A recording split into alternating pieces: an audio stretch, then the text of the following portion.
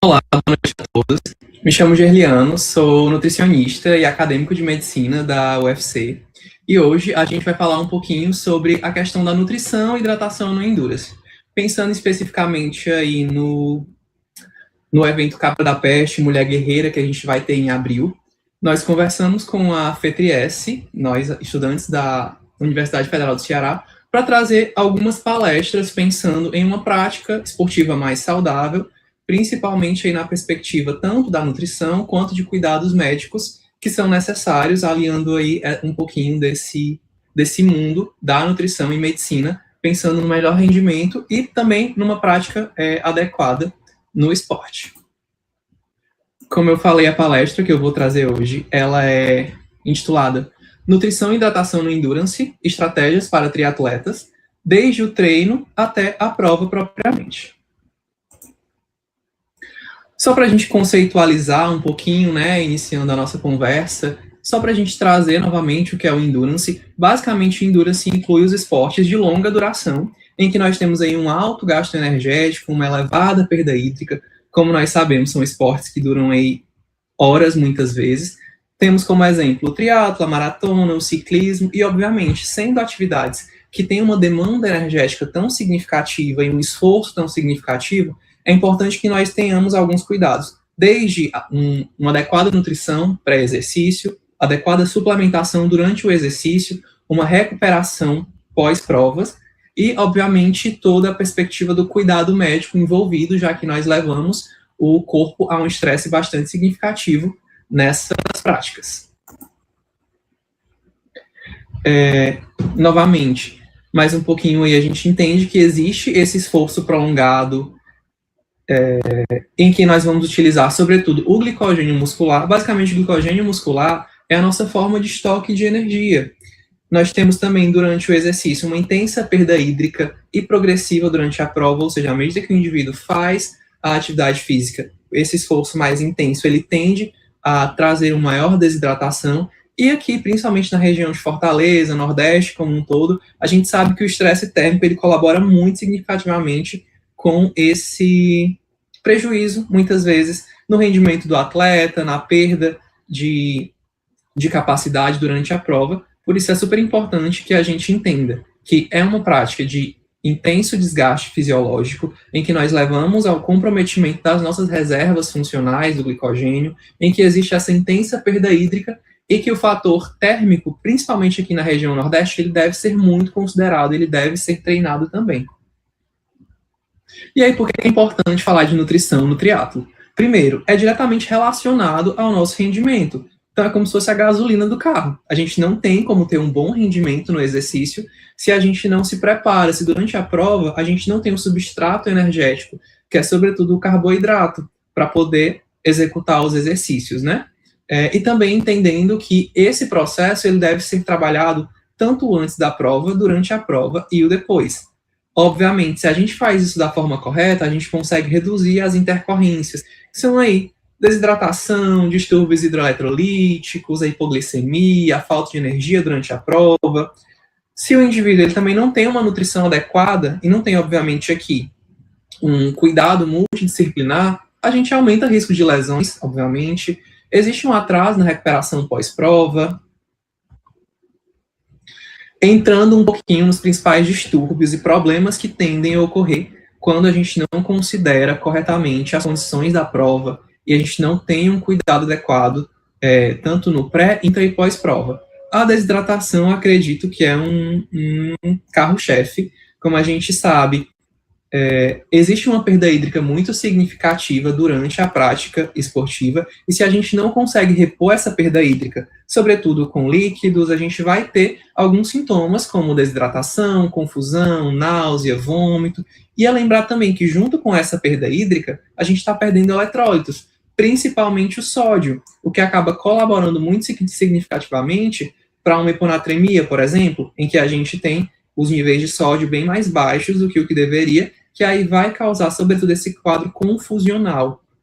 Isso vai causar também uma sobrecarga cardíaca, porque se o indivíduo está mais hidratado, o coração ele tenta recuperar essa falta de volume batendo mais vezes. Por isso vem aquela sensação de coração no peito e a fadiga e cansaço, de uma forma geral, que é muito comum em quadros de desidratação.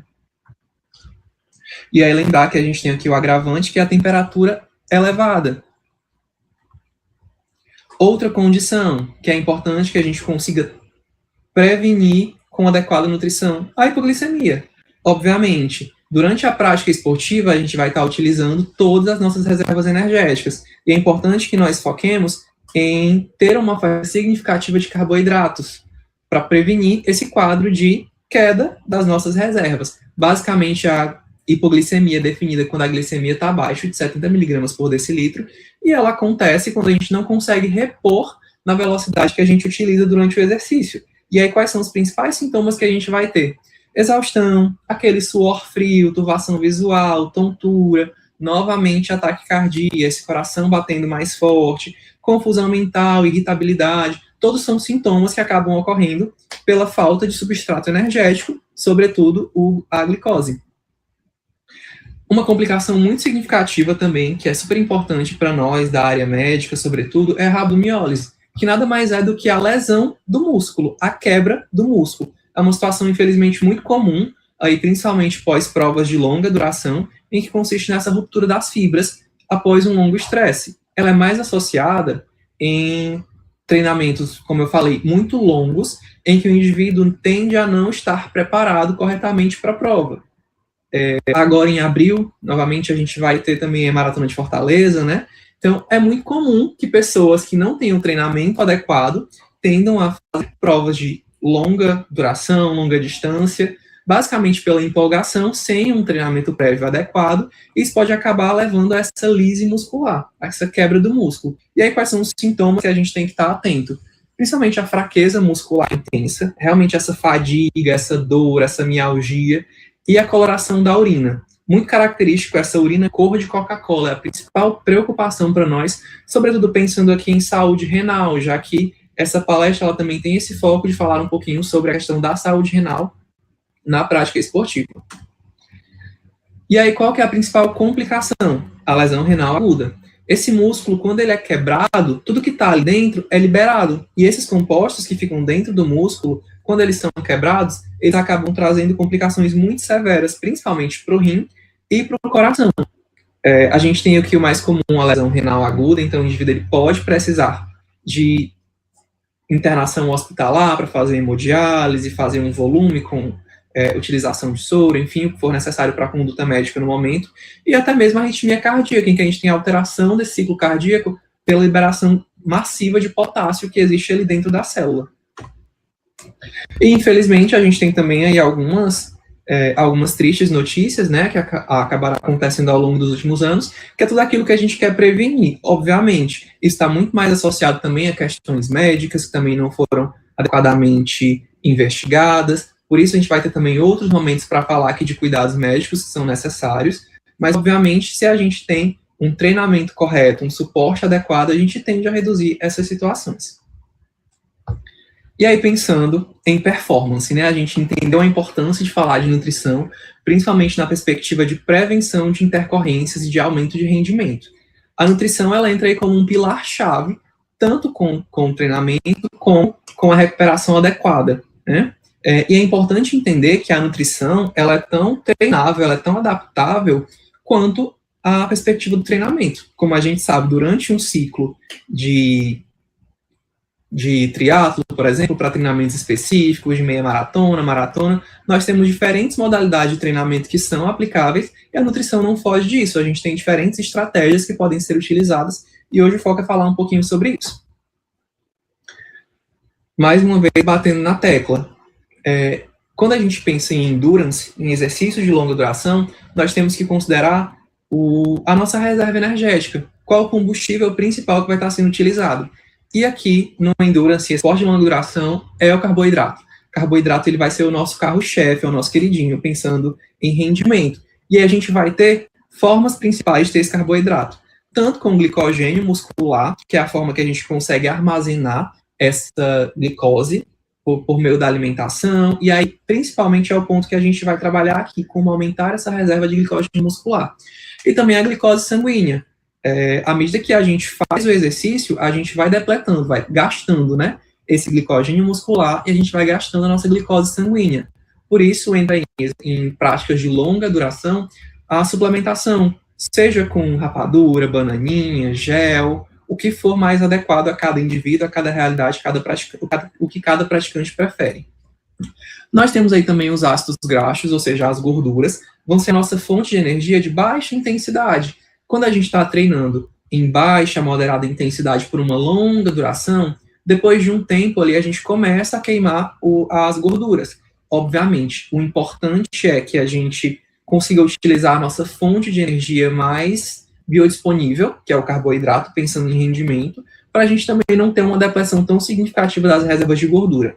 E aminoácido é aquilo que a gente não quer quebrar. A gente não quer quebrar músculo.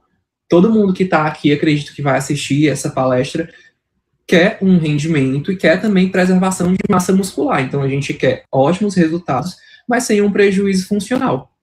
Então, para que a gente possa preservar a nossa massa muscular, queimar ali um pouquinho de gordura e pensar no bom rendimento utilizando glicose e glicogênio muscular, a gente tem que ter uma nutrição correta, tanto antes, durante quanto depois.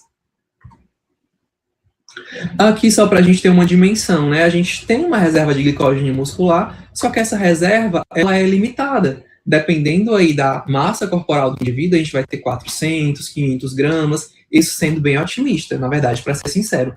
Ou seja, em práticas que a gente tem aí 3, 4 horas, 5 horas de treinamento, esse glicogênio muscular, ele consegue ser depletado muito rapidamente, muito facilmente, após aí 2 horas, 3 horas de treinamento. Por isso, a glicose via suplementação, com um gelzinho, outras fontes de carboidrato, entram para auxiliar, né? Porque o foco é preservar o nosso glicogênio muscular ao máximo, porque à medida que a gente depleta essa reserva de energia do músculo, a gente tende a ter essa falta de energia propriamente que faz com que a gente acabe quebrando durante o treinamento. Aí também, como eu falei, nós temos a gordura corporal, que é uma fonte significativa, substancial de energia, mas é importante que nós saibamos como utilizar corretamente essa glicose como um auxiliar para a fonte energética durante o treinamento. E aí entra aquilo que a gente quer evitar ao máximo, né? Que é a quebra. Eu acho que todo mundo que treina acaba que já experienciou algum período de quebra, em que você fica sem energia, que as pernas pesam, que o ritmo quebra, que a gente começa a ter ali uma tontura. Esses já são sintomas, obviamente, mais tardios. E normalmente a gente sabe o que aconteceu. Ou o treinamento não estava adequado, foi mais intenso do que o que deveria, ou a alimentação de repente não foi correta, a gente acaba que sabe que não comeu carboidrato suficiente na noite anterior, ou de repente fez uma refeição mais copiosa, pré-treino, enfim. Então, é importante que a gente entenda que o principal fator associado ao rendimento é o glicogênio e a oferta de glicose de uma forma geral. E aí, como é que a gente vai pensar nessa oferta de carboidrato? De acordo com a rotina de treinamento. Nos últimos consensos, a gente foca muito em grama por quilograma dia. O que isso quer dizer? Um indivíduo de 50 quilos vai precisar de uma oferta aí, vezes 50 vezes 6 ou 50 vezes 10, se ele tiver uma rotina de treinamento aí de 1 a 3 horas por dia. Ou seja, o plano alimentar desse indivíduo, ele precisa consumir pelo menos esse volume mínimo de carboidrato. E se a gente tem uma rotina de treinamento ainda mais intensa, que passa ali de 4 ou mais horas, ou de repente o treinamento, a prova, foco dele já é na próxima semana, a gente precisa focar em uma ingestão ainda maior de carboidrato, ou seja, o carboidrato, pensando no rendimento esportivo, no endurance, é o nosso carro-chefe, porque quanto mais carboidrato a gente consegue fazer, obviamente dentro do limite estabelecido para cada faixa de treinamento, a gente consegue fazer esse indivíduo ingerir, a gente tende a ter uma maior reserva, um maior estoque de glicogênio, permitindo uma prática com maior intensidade. E é importante a gente entender também que nem todo carboidrato é igual. Eles são diferentes em relação à estrutura propriamente, em relação à forma de absorção, em relação à velocidade que essa glicose, que o açúcar do alimento é disponibilizado no nosso sangue. Pensando em primeiro grau, quanto à estrutura, nós temos aí a glicose puramente, os monossacarídeos, né? São as moléculas mais simples que a gente tem. porque elas são moléculas únicas, que são facilmente disponibilizadas para a nossa corrente sanguínea. A gente tem a glicose, a frutose presente nas frutas, a galactose, temos os disacarídeos, são moléculas juntas, são duas moléculas. Temos a sacarose, que é o açúcar branco de mesa, a lactose presente no leite, muito famosa, a maltose, e temos moléculas mais complexas, como o amido e o próprio glicogênio muscular, que é a nossa fonte de armazenamento, né? Sobretudo no músculo, mas também armazenado no fígado. Além dessa estrutura quanto à molécula, a gente tem o índice glicêmico. O que é o índice glicêmico? Basicamente é um número que mede a velocidade em que a glicose, o açúcar daquele alimento, chega no nosso sangue. E eu tenho aqui alguns exemplos, né, de alimentos que são colocados, e aí é importante a gente entender que eu preciso mesclar esses alimentos, porque se eu oferto somente alimentos com alto índice glicêmico, isso faz com que a minha glicemia suba, obviamente, a glicose do meu sangue, mas em resposta a esse processo, a insulina também sobe muito rapidamente. Quando essa insulina sobe muito rapidamente, o que pode acontecer é que a glicose que está ali circulante, ela entra dentro da célula e chega um momento que eu ainda tenho muita insulina circulante, causando um problema também muito importante nos esportes de alto rendimento, que é a hipoglicemia de rebote. Por isso é importante que a gente utilize fontes mescladas, com alto, moderado e baixo índice glicêmico, tanto antes, durante e pós-prova. Até porque se eu utilizar apenas alimentos de baixo índice glicêmico, eu vou tender a ter mais desconfortos gastrointestinais, porque geralmente são alimentos que vão ter mais fibra, vão ter mais proteína. Então é importante que a gente busque fontes mescladas desses alimentos. No que compete às proteínas, como eu já falei, proteína é aquilo que a gente não quer perder durante a prática esportiva. A gente quer manter ao máximo a nossa massa muscular, porque isso também é associado à funcionalidade, né? Uma ingestão em torno de 1,2 a 1,7 gramas por quilo de peso dia já se mostra suficiente, ou seja, a gente não precisa de um volume tão significativo de proteína como a gente acaba que tem nos carboidratos, que é o nosso carro-chefe no treinamento, né? E as gorduras, elas entram como um complemento, já que a gente tem uma densidade calórica maior nos alimentos mais gordurosos, e a gente também precisa deles, tanto para a saúde hormonal, como para a absorção de vitaminas, elas entram como um complemento na nossa oferta energética, no plano alimentar. Geralmente, a gente tende a fazer até 1 grama por quilo de peso dia. E aí, focando especificamente nos momentos pré, intra e pós-prova agora. Nós temos objetivos fundamentais pensando no pré-prova. O primeiro é maximizar o nosso estoque de glicogênio, que a gente chama de carbo loading, ou encher esse músculo de glicogênio. E é importante que o indivíduo esteja adequado o momento de treinamento à oferta de carboidrato. Então, se eu sei que eu vou ter, por exemplo, uma prova daqui a uma semana, eu preciso otimizar a minha oferta de glicose na alimentação, de carboidratos de uma forma geral, para fazer com que eu consiga estocar o máximo de glicogênio. Mas eu também preciso treinar isso. Não adianta eu estar com uma dieta não restrita, mas uma dieta que tem ali em torno de 6 gramas de carboidrato por quilo de peso, e na semana pré-prova eu tentar duplicar isso para 12 gramas de carboidrato por quilo de peso. É importante que a gente consiga fazer uma progressão lenta e gradual, ajustando, obviamente, aquilo que o indivíduo tolera com aquilo que é o foco dele, pensando na prática esportiva, tá? E é importante lembrar também que glicogênio pesa, então, dependendo, isso pode acabar trazendo um certo prejuízo, o indivíduo pode acabar se sentindo mais inchado, por assim dizer, já que a gente tem esse músculo mais cheio de glicogênio, e glicogênio, em consequência, atrai água, tá? Evitar também desconforto gastrointestinal, iniciar a prova muito bem hidratado, porque, principalmente aqui no Nordeste, Fortaleza, de uma forma geral, a gente acaba que tem que lembrar desse ponto, que é a desidratação pré-prova, que vai afetar muito significativamente o rendimento. E evitar desconforto gastrointestinal é principalmente não tentar nenhum alimento novo, nada que acabe trazendo prejuízo para a digestão, que possa mostrar como surpresa durante a prova. E aí eu coloquei aqui orientações quanto à refeição principal. A priori, 3 a 4 horas antes da prova, mas eu entendo que, dependendo da realidade da prova, muitas vezes essa refeição principal, mais volumosa, ela acaba sendo a refeição da noite anterior, o jantar. Aqui a gente acaba que tem provas que acontecem muito cedo, né? Então essa refeição principal ela vai ser também o jantar. Então, a gente precisa de uma oferta mínima de pelo menos 1 a 4 gramas de carboidrato, com uma oferta moderada de proteína, e aí, sobretudo, uma baixa ingestão de gordura, baixa ingestão de fibras, porque gordura e fibra têm uma digestão mais difícil, então a gente precisa alinhar isso. Né?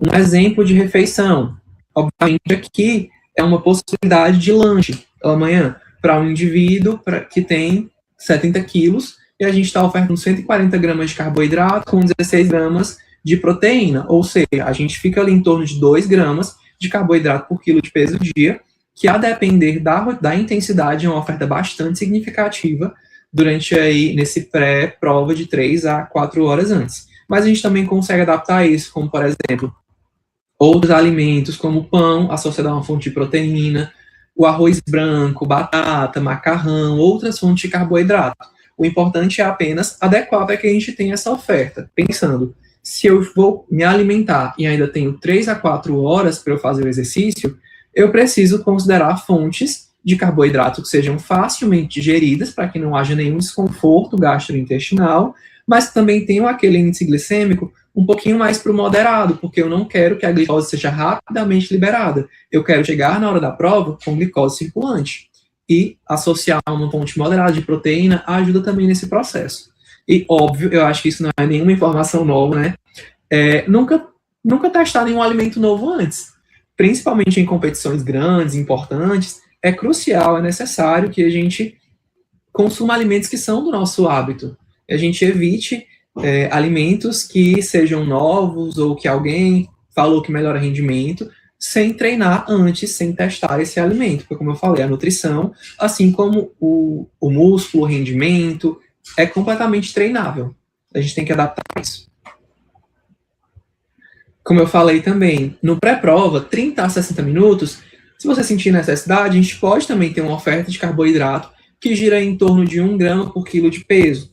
Alguns alimentos que podem ser utilizados, de repente, caso o indivíduo tolere uma fruta, ou mesmo um gel de carboidrato, acaba sendo mais comum, isotônico, mas é importante a gente se atentar ao risco de polissemia de rebote, como eu falei. Se forem alimentos com alto índice glicêmico, isso pode fazer com que a insulina suba muito num pré-prova, o que não é interessante aí depois de algumas horas de exercício. Um exemplo aqui seria o pão branco com geleia de fruta. Novamente, pegando como exemplo aquele indivíduo de 70 quilos. A gente vai ter aqui em torno de 70 gramas de carboidrato com 8 gramas de proteína, o que, dependendo, pode ser adequado. Aí agora a gente entra um pouquinho em alguns ergogênicos que podem ser utilizados também. Um exemplo muito comum é a cafeína, que vai atuar aumentando o nosso estado de alerta. A principal recomendação gira em torno de 3 a 6 miligramas por quilo de peso dia. Né? Ela pode ser feita tanto como suplementação, antes da prova, suplemento em cápsula, em goma. Geralmente, o que a gente vê sendo mais feito é associado com os géis de carboidrato, como a gente conhece, né? Alguns géis de carboidrato a gente consegue ter associação com cafeína, outros sem cafeína, então pode ser interessante a partir da primeira hora, na segunda hora, fazer a utilização de uma suplementação de cafeína, pode ajudar bastante. Porém, é importante lembrar que quando a gente passa de doses suprafisiológicas, depois desses 500 miligramas ao dia, a gente não tem nenhum benefício adicional. E é importante considerar também a tolerância de cada indivíduo. Existem pessoas que são mais sensíveis à cafeína, que se de repente eu fizer 300 miligramas durante a prova, já vai ser um volume muito significativo, não é tão interessante. Obviamente, testar antes. Outra possibilidade também muito famosa, principalmente aí no meio da corrida, mais recentemente, é o nitrato. Nós temos diversos produtos aí de uma marca famosa que trazem essa forma de suplementação e pensando em rendimento esportivo, é bastante benéfico, sim. Basicamente, o nitrato, ele vai fazer com que a gente tenha uma vasodilatação, isso vai melhorar a oxigenação do músculo. Se eu oxigeno mais o músculo, esse músculo responde mais rapidamente, ele tende a ter menos fadiga.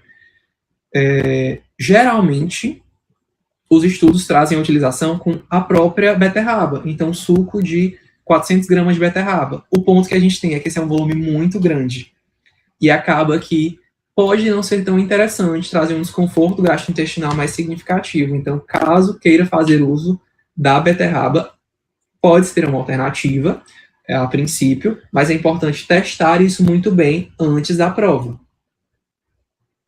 E aí, durante a prova, o que a gente precisa?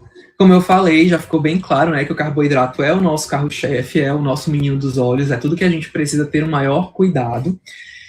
Porém, em treinamentos que são aí em torno de menos de 1 hora, apenas a água é suficiente. Nessa primeira hora, até mais ou menos 1 hora e meia, caso você restrinja o treinamento ali aos 90 minutos, a gente não precisa de nenhuma reposição mais significativa. Basicamente, a nossa glicose circulante e o glicogênio muscular já são suficientes. Porém, treinos que passem de 1 hora, é importante que a gente poupe o nosso glicogênio muscular. E aí, como é que a gente vai poupar esse glicogênio muscular? Com adequada suplementação de carboidratos. Treinamentos aí que entram nas 2 horas, é importante que a gente faça pelo menos 30 gramas de carboidrato após essa primeira hora. Aí, na segunda a terceira hora, a gente vai aumentando essa oferta, porque, obviamente, quanto mais tempo eu passo me exercitando, mais eu vou depletar o meu glicogênio muscular e mais glicose eu preciso ofertar. Então, treinamentos de mais de 3 horas, eu preciso me programar para ingerir pelo menos de 60 a 90 gramas de carboidrato a cada hora, pensando isso em reduzir fadiga e aumentar o meu rendimento.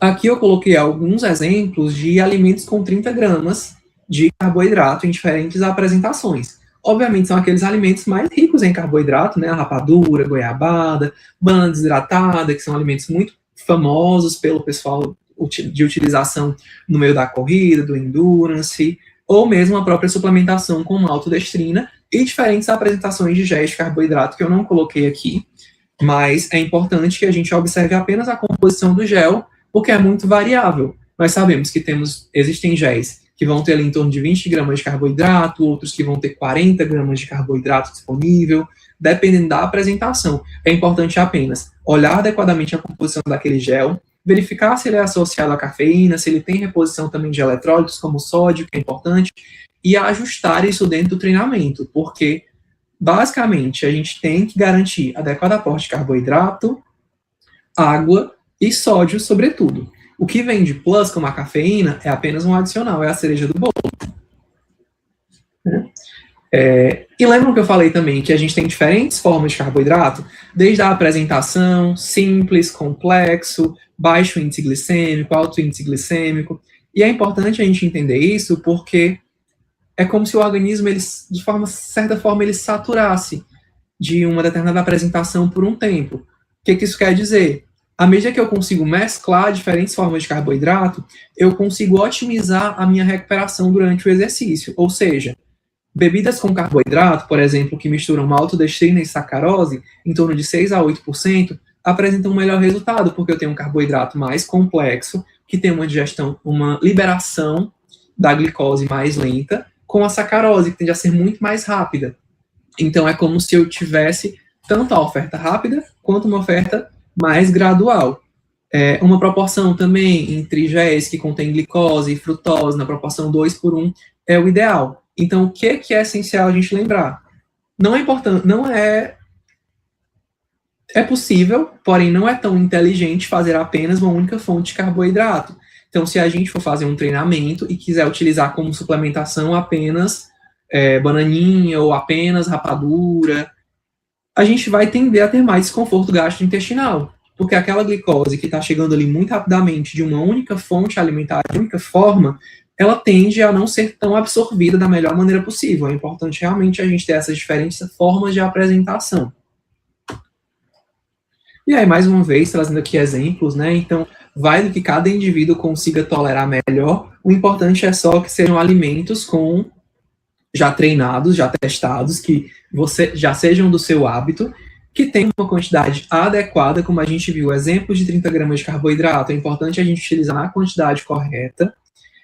E alguns alimentos é importante evitar, como, por exemplo, paçoquita, porque acaba que vai ter um teor de carboidrato, mas vai ter muita gordura, não é tão interessante. A fruta, que in natura também, óbvio. Até durante o exercício, a gente entende que é difícil comer um alimento mais sólido. Mas se for utilizar a banana, lembrar de ser a banana desidratada, que vai ter uma concentração ali de carboidrato.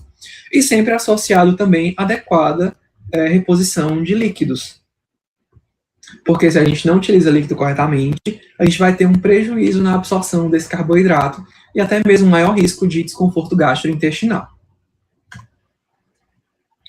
Outro ponto crucial em relação à hidratação, como eu já falei. Quando a gente tem em torno de perda de 2% do peso corporal, a gente tende a ter tanto uma redução da performance, como um aumento de fadiga, aumento da temperatura corporal, o indivíduo tende a ter realmente, obviamente aqui já é uma situação extrema, quando a gente está perdendo 2% do peso corporal, a gente já vai ter dor de cabeça, tontura, aumenta o risco de eventos realmente que são eventos adversos, que não são interessantes, e o ideal é que esse indivíduo seja retirado da prova, para evitar essa perda de peso corporal tão significativa por desidratação. E é como que a gente vai fazer isso? Durante o período, a gente precisa fazer pelo menos 35 a 40 ml por quilo de peso dia de água, ou seja, é um volume bem significativo, mas é para fazer com que a gente esteja com uma adequada hidratação. E no pré-prova, pelo menos aí de 5 a 7 ml por quilo de peso. Então, realmente aí uma hora anterior à prova, fazendo com que consiga ter essa urina mais clara. E durante o exercício, obviamente isso é muito variável a cada indivíduo, a gente precisa de pelo menos 400 a 800 ml por hora. Óbvio, isso depende de peso, depende de temperatura, depende do grau de sudorese, do quanto o indivíduo está perdendo de líquidos durante o exercício, também da intensidade. Num cenário ideal, a gente garantiria essa hidratação a cada 15 minutos, pelo menos 150 ml. Mas eu entendo que muitas vezes durante a prova, no exercício, ou mesmo no treinamento habitual, é muito complicado fazer esse controle a cada 15 minutos. Porém, é importante que a gente consiga ter pelo menos essa oferta aí de 400, 600 ml, para que a gente evite as principais intercorrências aí de lesão muscular e de desidratação. Quanto à reposição de sódio, também é crucial. Quando a gente fala de desidratação, a gente também está falando de distúrbio de eletrólitos, de hiponatremia, sobretudo. Porque, basicamente, quando a gente perde muito sódio, nós temos principalmente sintomas neurológicos. Tontura, confusão, letargia, fraqueza, ou seja, o combo da intercorrência durante uma prova, que é tudo que a gente não quer. E aí, como é que a gente vai fazer essa reposição? 300 a 600 miligramas por hora.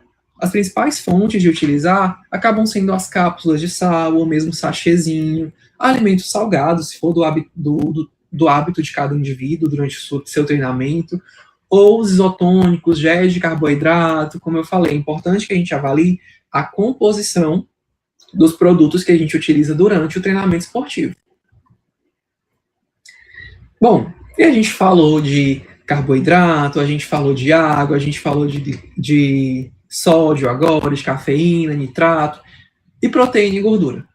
Durante a prova, o exercício em si, o nosso foco não é tanto em proteína e gordura. Eles atuam sobretudo na recuperação pós-prova, garantindo uma adequada recuperação muscular. Mas durante o exercício em si, a gente só precisa de carboidrato para poupar o nosso glicogênio muscular e fazer com que o rendimento não caia. Como eu falei, no pós-prova, nosso objetivo é reposição correta de glicogênio muscular, já que a gente depletou aí uns 70% a 80% durante a prática esportiva, reparo muscular e reposição de líquidos e sais. Pensando na proporção ideal de uma refeição pós-prova, a gente precisa de pelo menos 3 a 4 gramas de carboidrato com 1 grama de proteína. Não foge de uma refeição tradicional, ou seja, um leite com achocolatado, iogurte com granola, um sanduíche com frango, um almoço padrão no pós-prova, né, arroz, proteína, salada, um carboidrato. E pensando em estratégias, de uma forma geral, focadas por distância. Como eu falei, provas mais curtas, que duram em torno de 1 hora, a gente só precisa de água e, se for necessário, um isotônico, uma suplementação mais simples, mesmo só uma reposição pós-prova. Treinamentos que duram em torno de 2 a 3 horas, a gente precisa de pelo menos 40, 60 gramas de carboidrato, talvez até um pouquinho menos, a cada hora, de acordo com a intensidade e tolerância de cada indivíduo. A gente pode colocar, sobretudo, também um gelzinho de carboidrato, outras fontes alimentares, como eu trouxe ali a rapadura, que é muito do nosso habitual aqui no Ceará, treinar também com rapadura, né? Um isotônico, e aí, obviamente, provas mais longas, como aí o Cabra da Peste Mulher Guerreira, existe toda a necessidade maior de carboidrato, já que a gente vai ter pelo menos 5, 6 horas de prova. consumir adequadamente pelo menos 60 a 90 gramas de carboidrato por hora, mesclando essas diferentes formas, como eu falei, um gel de carboidrato, de repente uma bananinha, e aí um isotônico onde a gente consegue utilizar a maltodestrina, nessa concentração de 6 a 8%, para que a gente tenha diferentes fontes de carboidrato, reduzindo o desconforto gastrointestinal. Né? Aqui, obviamente, só para a gente lembrar, né, de estar com o nosso kit adequado para a prova, então gel de carboidrato, cápsulas de sal, isotônico, uma reposição de carboidrato sólida, a bananinha ou a rapadura, dependendo, e a água adequadamente. E lembrar também que a gente tem aqueles erros que são muito comuns, principalmente em quem está começando, em quem está se aventurando mais aí no triatlo, na corrida, em qualquer prática esportiva mais intensa, é testar a novidade na hora da prova. Então, como eu falei, a gente tem que garantir que a gente não vai ter nenhum desconforto gastrointestinal, diarreia, náusea, cólica.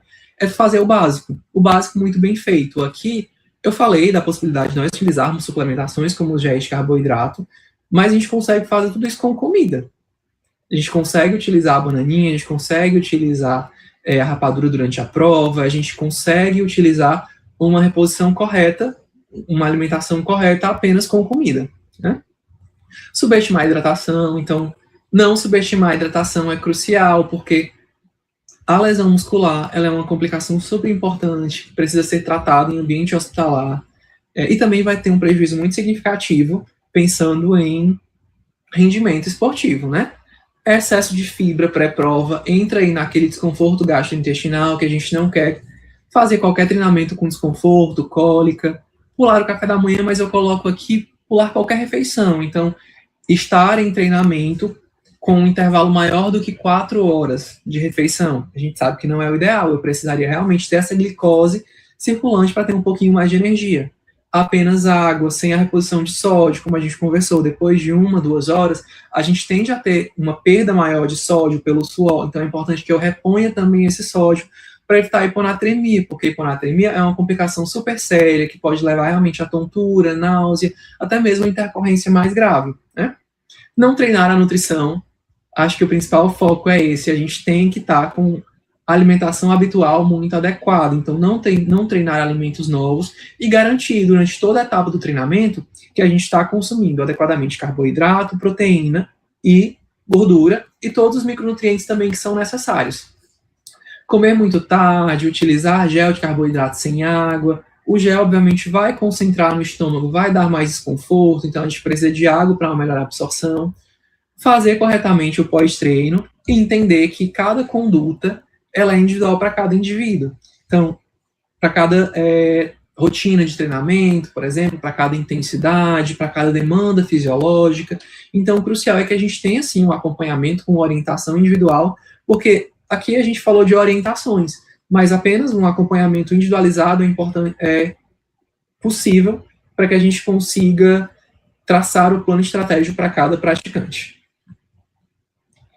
E aí, aproveitando também um pouquinho mais, como eu falei lá no começo da apresentação, além de nutricionista, também sou acadêmico de medicina pela UFC, e nós temos um projeto super interessante que é focado sobretudo em avaliação da saúde renal em praticantes de atividades esportivas de longa duração.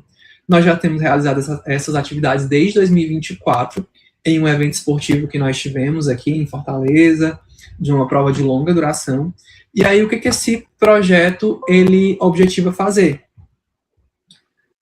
Basicamente, a gente vai fazer teste de sumário de urina, análise bioquímica, para que a gente possa identificar biomarcadores de lesão renal em estágio inicial, ou seja, a gente trabalha sobretudo na forma preventiva, identificando nos atletas, tanto pré quanto pós-prova, se existe algum indício de dano renal que precise ser adequadamente prevenido para que a gente consiga atuar da maneira mais assertiva possível.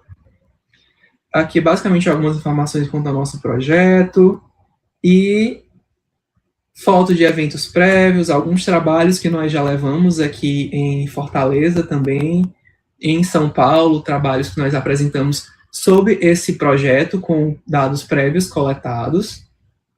No mais, fica aí o meu convite para que vocês possam participar. Nosso objetivo é estar no dia do Mulher Guerreira Cabra da Peste. fazendo essas entrevistas, análise de urina e também coleta de sangue, mas também no pré-prova na retirada dos kits, tá? Então fica o nosso convite, é um projeto super interessante da universidade, que com certeza vai ter muito a colaborar com a prática esportiva adequada. No mais, agradeço pela atenção, e em qualquer pergunta, fica tanto o meu e-mail quanto o meu Instagram profissional.